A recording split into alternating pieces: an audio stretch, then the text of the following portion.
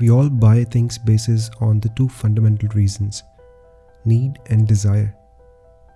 Need is a practical reason that we all have to fulfill. For example, the need for food, air, water, home, clothes.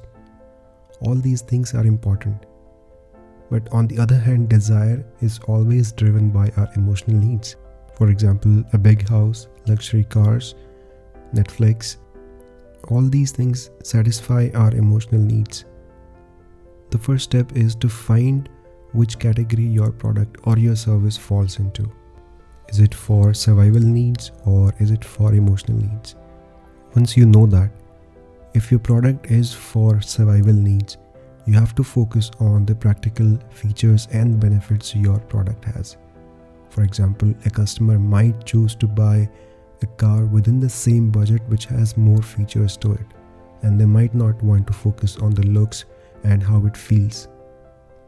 But if your product falls in the emotional needs category, you need to pay attention to how does your product fulfills the customer's emotional needs, meaning how does it looks and feels, and what emotional needs is it going to satisfy of your customer. Let's take an example of expensive clothes.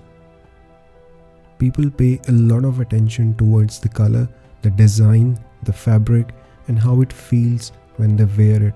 How does it look to the eye, and how does it feel when they touch it? So knowing all these needs of your customer, you will be able to give them exactly what they are looking for.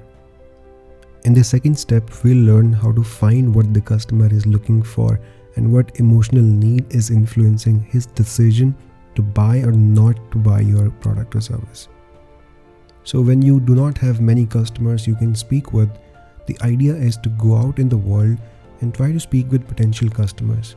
Show them your product and ask how it feels and if they would buy, and if yes, what would influence their decision of buying the product.